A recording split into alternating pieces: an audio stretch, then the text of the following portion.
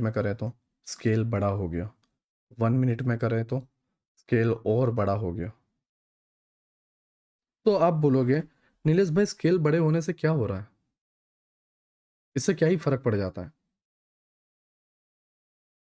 ठीक है, मैं एक हद तक को जो है आपकी बात को मानता हूँ और एक हद तक जो है मैं आपकी बात को समझने की भी कोशिश करता हूँ। बट जहां तक मैं देख पा रहा हूँ, ठीक है, या जहां तक आप देख पा रहे हो, डेली के अंदर क्या चल रहा है आप समझ पा रहे हो,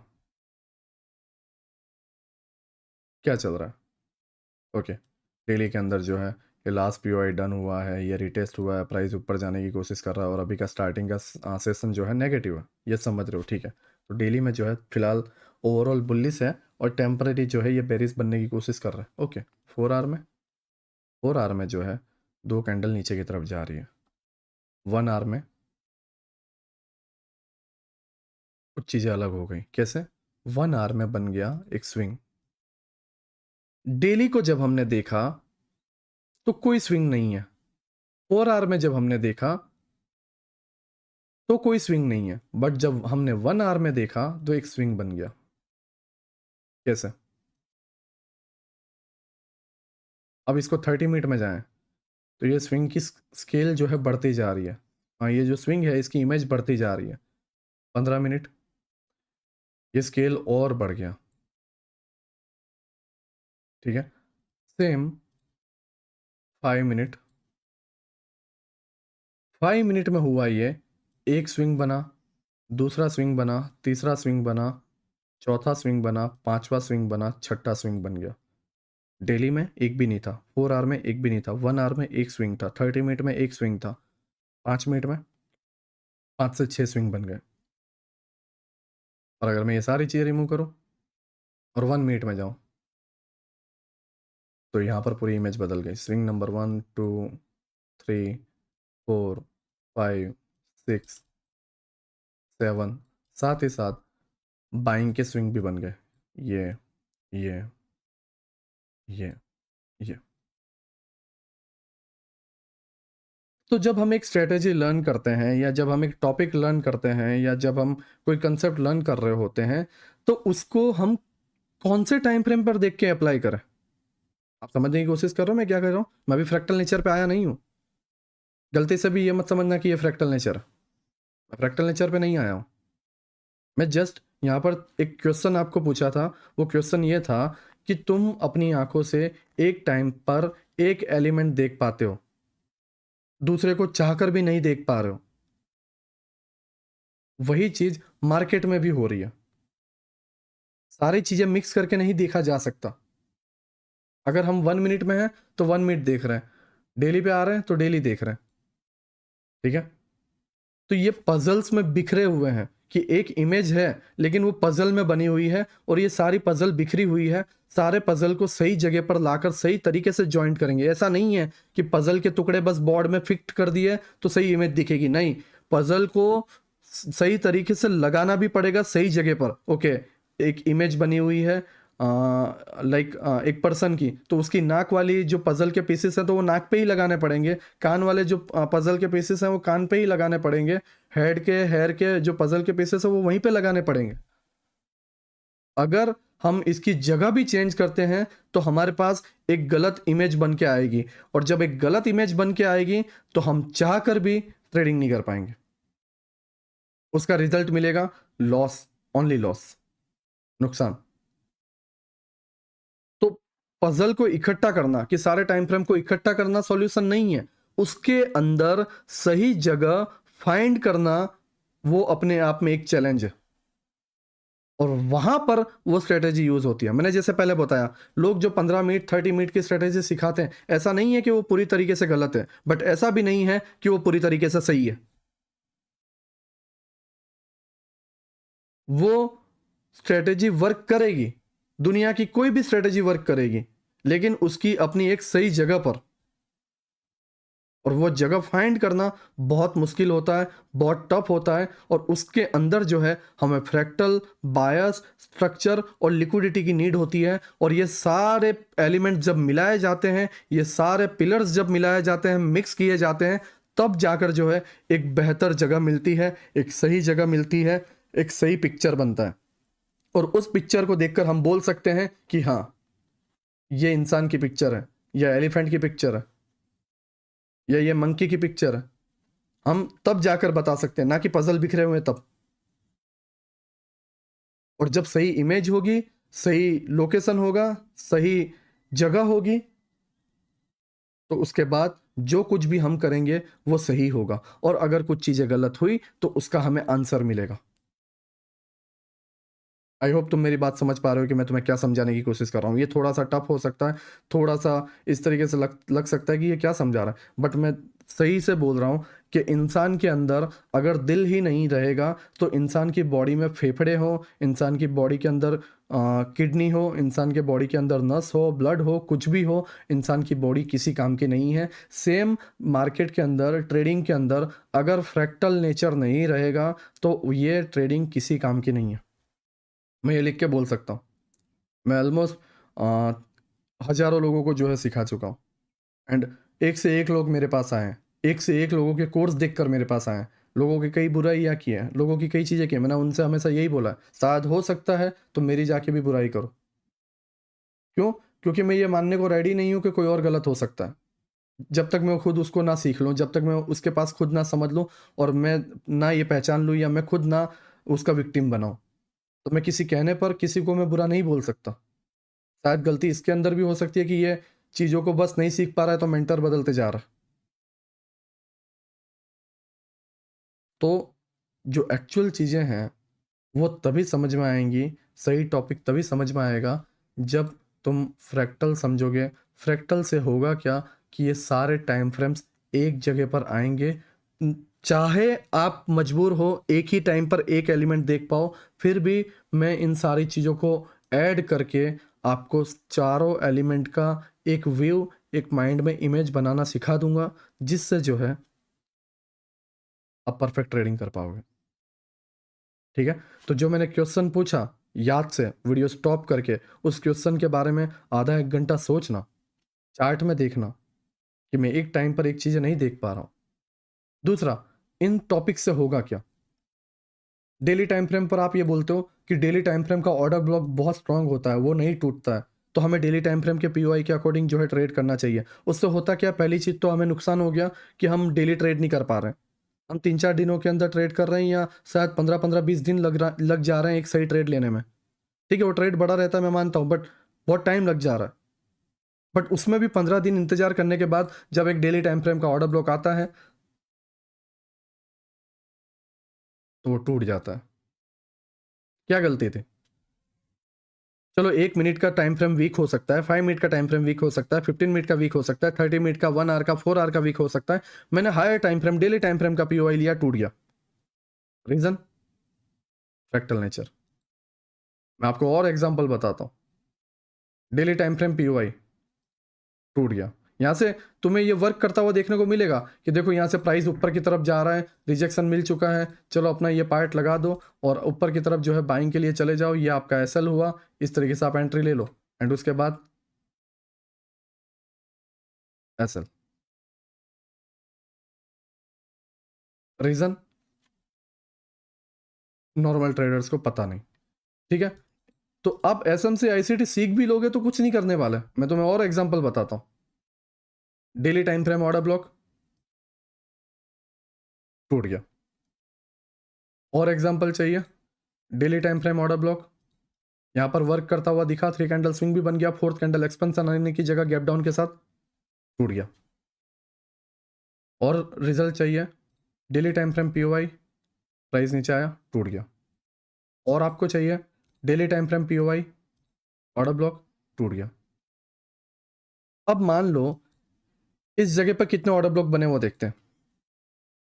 1, 2, 3, 4, 5, 6, 7 और 8। अब इसमें से कितने वर्क किए? पहला टूट गया, एक वर्क कर गया, एक टूटा, एक वर्क कर गया, दूसरा टूट गया तो 2 टूटे, एक वर्क कर गया, दूसरा वर्क कर गया तो 2 टूटे, 2 वर्क कर गया, तीसरा टूटा तो 3 टूट चुके हैं और 2 वर्क कर रहा है, तीसरा वर्क कर गया तो 3 टूटे, 3 वर्क कर गया, चौथा टूटा, चौथा वर्क कर गया। तो 8 में से 4 बार टूट चुका है और 4 बार वर्क कर चुका है। एक्यूरेसी 50%। एसएमसी वाह वाह, बहुत बढ़िया कंसेप्ट है। आईसीटी बहुत बढ़िया कंसेप्ट है। हाँ है बहुत बढ़िया कंसेप्ट है, बट उसको सही तरीके से किया जाए तो, सही तरीके से समझा जाए तो। अब ट्रेडर्स आएंगे इंस्टाग्राम पे, यूट्यूब पर वीडियो बनाएंगे, देखो यहाँ से डेली टाइम फ्रेम का ये बना था, वो बना था, 15 मिनट का एक लेक्चर डाल देंगे और आपको जो है बताया जाएगा कि ये ट्रेड सक्सेसफुल गया, ओके परफेक्ट, एसएमसी अच्छा वर्क करता। इसके बारे में कौन बात करेगा? इसके बारे में कौन बात करेगा? इसके बारे में कौन बात करेगा? इसके बारे में कौन बात करेगा? इधर जो डेली पीओआई टूटा, इसके बारे में कौन बात करेगा? कौन इसको समझाएगा? इधर ये टूटा है, कौन समझाएगा इसके बारे में? ये यहाँ पर जो सेलिंग के एफिजिस टूट जाते हैं, कौन समझाएगा? कोई है रिस्पॉन्सिबिलिटी लेने वाला? कोई है एक्सप्लेन करने वाला? यहाँ पर जैसे ये डेली टाइम फ्रेम का पीओआई है, टूट गया ऊपर जाके, कौन समझाएगा? दूसरा, दो तरफ पीओआई बनते हैं, POI number 1 and POI number 2। किस जगह पे? तो कौन सा लिया जाएगा और कौन सा नहीं, कौन बताएगा? कोई है बताने वाला? कोई नहीं। कोई रिस्पॉन्सिबिलिटी लेने वाला नहीं। यहाँ पर देखो, डेली टाइम फ्रेम का ही एक ऑर्डर ब्लॉक था, ठीक है, मैं अगर इसको कट करूँ, प्राइस इस डेली ऑर्डर ब्लॉक और एफईजी पे आ रहा है, टैप हुआ, प्राइस इस तरीके से नीचे गिरा, तो ये वाला ऑर्डर ब्लॉक वर्क करेगा या ये वाला ऑर्डर ब्लॉक और एफईजी वर्क करेगा? कौन रिस्पॉन्सिबिलिटी लेगा इसकी? कौन समझाएगा? कौन इसे क्लियर करेगा? प्राइस, अब इधर देखो, ये पीओआई पे प्राइस आया, रिजेक्शन लिया, और ये वाले पीओआई पे प्राइस आया और यहाँ से प्राइस रिजेक्शन ले रहा है, तो कौन से पीओआई से लो टूटेगा या हाई टूटेगा, कौन बताएगा? हम मान लेते हैं कि यहाँ से सेल करते हैं, प्राइस इसके लो को तोड़ देगा, हम सोचते हैं यहाँ से बाय कर लेते हैं और इसके हाई को तोड़ देगा, बट आई तो प्रोबेबिलिटी ना, कुछ इसमें फंस गए, कुछ इसमें फंस गए, जो जो इसमें रहे वो बेनिफिट में रह गए, जो इसमें रहे उनका क्या? उनकी रिस्पॉन्सिबिलिटी कौन लेगा? उनके आंसर्स कौन देगा? एज अ मेंटर, जब कोई किसी कंसेप्ट को सिखा रहा है तो उसकी रिस्पॉन्सिबिलिटी भी तो ले, सही और गलत दोनों पार्ट को तो एज इट इज रखा जाए। अगर यहाँ पर आके भी एसएमसी आईसीटी में भी आके अगर प्रोबेबिलिटी पे ही आना है, तो फिर सपोर्ट रेजिस्टेंस में क्या बुराई है? फिर इसको क्यों बोला जाता है कि हम तो जो है इंस्टीट्यूशनल ट्रेडर्स को जो है फॉलो करते हैं, बिग प्लेयर्स को फॉलो करते हैं, क्यों? कोई आंसर नहीं है, जस्ट एक हाइप, जस्ट चीज़ों को बनाया जाना, नहीं ऐसा नहीं है। इसके आंसर्स हैं, बट लोगों के पास नहीं है, जैसे कि तुम समझो,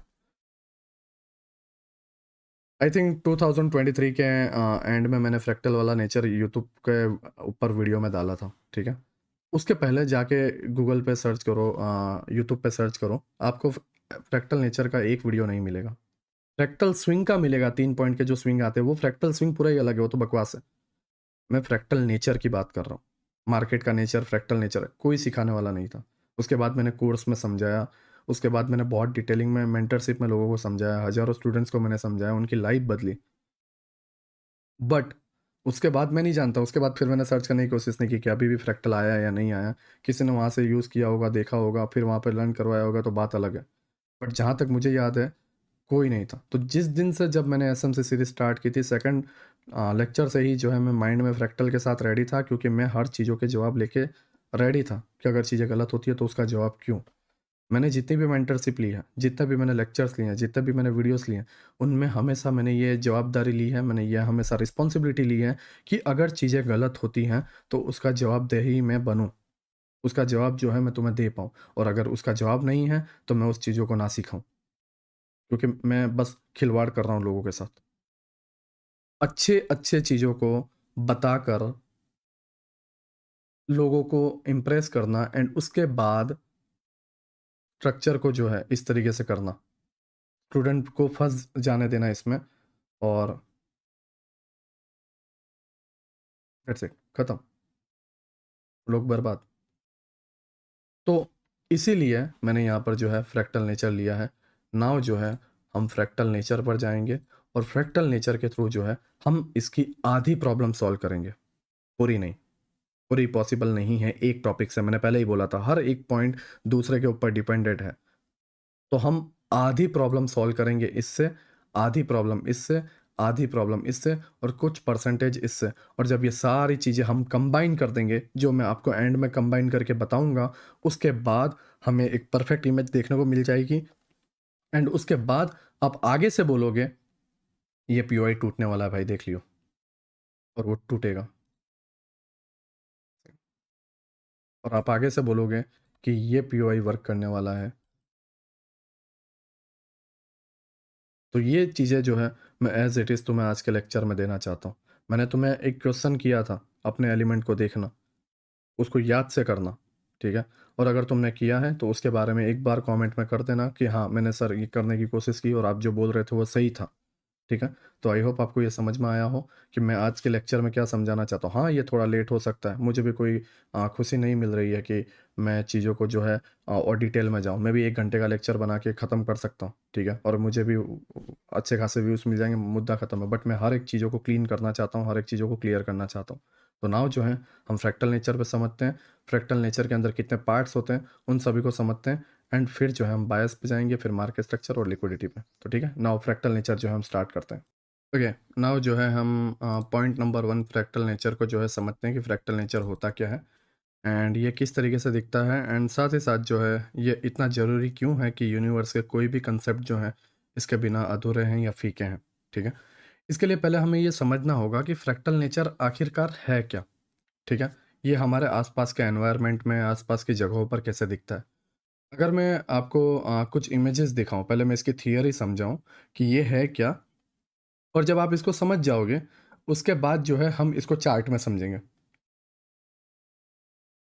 यहाँ पर जो है हमारे पास फ्रैक्टल की एक ट्री का इमेज है एंड इस ट्री के इमेज में जब आप देखोगे तो इस जगह पर ध्यान से देखना, इस जगह से जो है एक लाइन स्टार्ट हो रही है, ठीक है। एंड उसके बाद ये लेफ्ट साइड फैल रहा है, राइट साइड फैल रहा है एंड ओवरऑल शेप ये दे रहा है, ठीक है।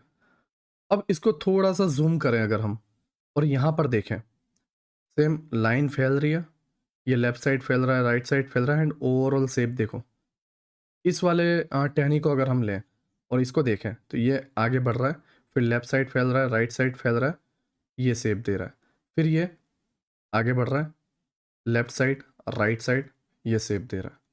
आप कोई भी टहनी उठाकर देख लो, ठीक है, कोई भी पॉइंट उठाकर आप देख लो, जब हम ट्री को 100 मीटर्स दूर से देख रहे होते हैं वही शेप हम उसको जब जूम इन कर रहे होते हैं एंड उसके अंदर जब हम जाते हैं और उसकी टहनियों को देखते हैं तो टहनी भी यही मेन ये जो पार्ट है इसका काम करता है, बस स्केल बड़ा हो जाता है या स्केल छोटा हो जाता है। एंड उसके अंदर जो है इसका काम, जो बाहर से ट्री ऐसा दिखता है, इसका काम करता है टहनी के अंदर जो पत्ते होते हैं, ठीक है, वो जब ग्रो कर रहे होते हैं तो वो इसका इमेज बनाती है।